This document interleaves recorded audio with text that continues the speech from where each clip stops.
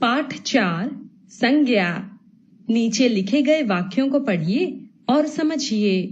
देखो, छत पर आया मोर, पक्षी आसमान में उड़ रहा है, प्यास से व्याकुल गाय, दिल्ली का लाल किला, वीरता के लिए प्रसिद्ध शिवाजी।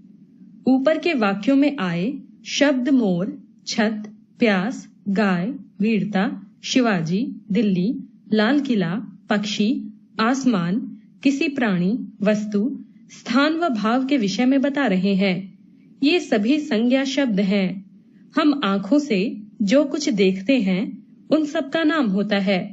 हमारे मन में जो भाव जागृत होते हैं उन सब का भी तो नाम होता है। ये सभी नाम संज्ञा कहलाते हैं। संज्ञा किसी व्यक्ति, वस्तु, प्राणी, स्थान और भाव के नाम को संज्ञा कहते हैं। व्यक्ति, बच्चा, आदमी, सुषमा, राहुल आदि। स्थान, दिल्ली, लाल किला, शहर, छत आदि। प्राणी, मोर, गाय, तोता, भालू आदि। भाव, प्यास, वीरता, बचपन, गर्मी आदि। संज्ञा के भेद, व्यक्तिवाचक संज्ञा, जातिवाचक संज्ञा, भाववाचक संज्ञा, व्यक्तिवाचक संज्ञा। राहुल बाहर खेल रहा है। सलमान खान एक श्रेष्ठ अभिनेता है। सचिन तेंदुलकर ने क्रिकेट में खूब नाम कमाया। इन उदाहरणों में सलमान खान, राहुल और सचिन तेंदुलकर कुछ विशेष व्यक्तियों के नाम हैं। ये व्यक्तिवाचक संज्ञा कहलाते हैं। जिन शब्दों से किसी विशेष व्यक्ति, वस्तु अथवा स्थान के नाम का बोध होता है, व्यक्तिवाचक संज्ञा कहलाता है। पाठ 4 संज्ञा। नीचे लिखे गए वाक्यों को पढ़िए और समझिए। देखो, छत पर आया मोर, पक्षी आसमान में उड़ रहा है, प्यास से व्याकुल गाय, दिल्ली का लाल किला, वीरता के लिए प्रसिद्ध शिवाजी। ऊपर के वाक्यों में आए शब्द मोर, छत, प्यास, गाय, वीरता, शिवाजी, दिल्ली, लाल किला, पक्षी, आसमान, किसी प्राणी, वस्तु, स्थान व भाव के विषय में बता रहे हैं। ये सभी संज्ञा शब्द हैं।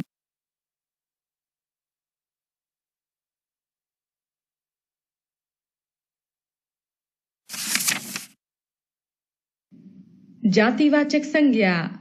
कक्षा में विद्यार्थी पढ़ रहे हैं। आसमान में चिड़िया उड़ रही है। पहाड़ से झरना गिर रहा है।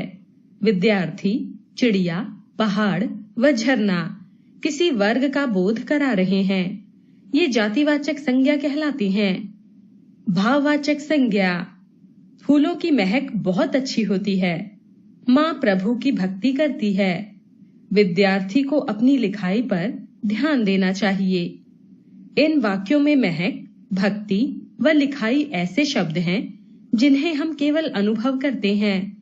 वे शब्द जो किसी व्यक्ति, वस्तु या स्थान के गुण, दोष, अवस्था या मन के भाव का बोध कराते हैं, भाववाचक संज्ञा कहलाते हैं। विशेष। अंग्रेजी व्याकरण के आधार पर संज्ञा के और भी 2 भेद माने जाते हैं, द्रव्यवाचक व समुदायवाचक संज्ञा। द्रव्यवाचक संज्ञा। जिन संज्ञा शब्दों से किसी द्रव्य, धातु व पदार्थ आदि का बोध होता है, वे द्रव्यवाचक संज्ञा कहलाते हैं। जैसे लोहा, सोना, चांदी, गेहूं, चावल आदि। समुदायवाचक संज्ञा। किसी एक जाति के व्यक्तियों, वस्तुओं आदि के समुदाय या समूह को बोध कराने वाले शब्द समुदायवाचक संज्ञा कहलाते हैं। जैसे सेना, भीड़, सभा आदि। द्रव्यवाचक संज्ञा व समुदायवाचक संज्ञा को परंपरा से जातिवाचक के अंतर्गत ही माना जाता है। भाववाचक संज्ञाओं की रचना 4 प्रकार से की जा सकती है। जातिवाचक संज्ञाओं से, सर्वनामों से, विशेषणों से, क्रियाओं से। जातिवाचक संज्ञा। कक्षा में विद्यार्थी पढ़ रहे हैं। आसमान में चिड़िया उड़ रही है। पहाड़ से झरना गिर रहा है। विद्यार्थी, चिड़िया, पहाड़ व झरना किसी वर्ग का बोध करा रहे हैं। ये जातिवाचक संज्ञा कहलाती हैं।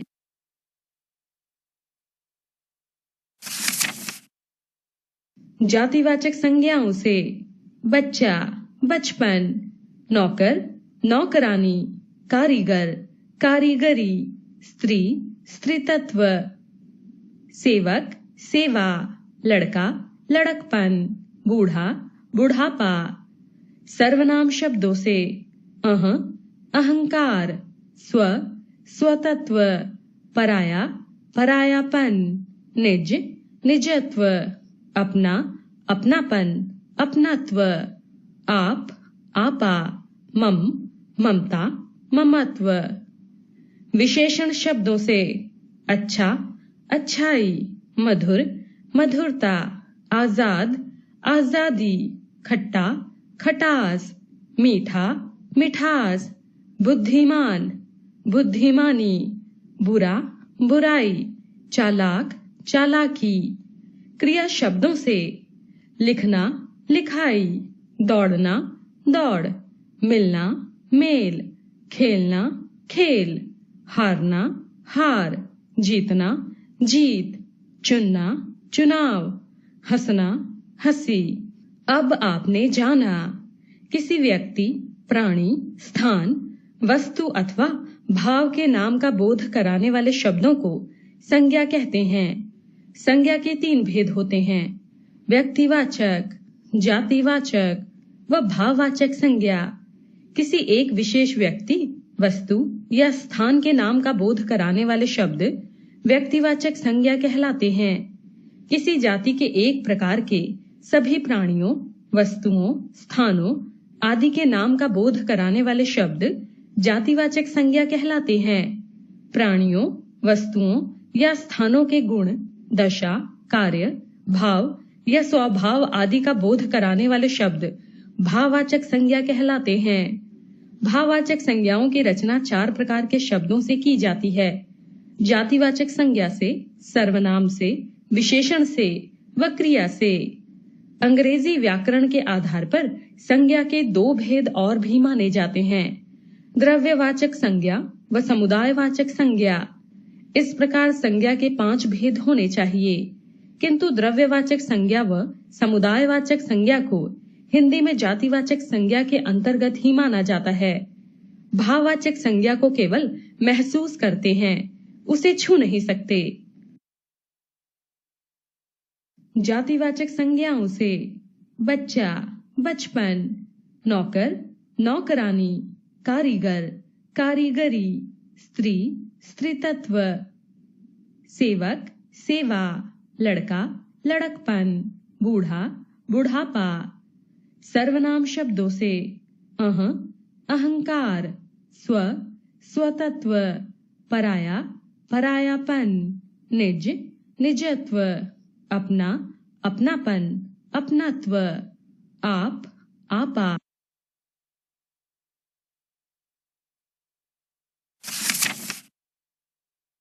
आओ अभ्यास करें। निम्नलिखित वाक्यों में संज्ञा शब्दों को रेखांकित कीजिए तथा उनके भेद भी लिखिए। दिए गए संज्ञा शब्दों को सही जगह पर लिखिए। सही विकल्प चुनकर रिक्त स्थानों की पूर्ति कीजिए। दिए गए शब्दों से भाववाचक संज्ञाएं बनाइए। सही विकल्प पर सही लगाइए। वर्ग जाल में से जातिवाचक और व्यक्तिवाचक संज्ञाएं लिखिए। नीचे दिए गए प्रश्नों के सही उत्तर पर सही का चिन्ह लगाइए।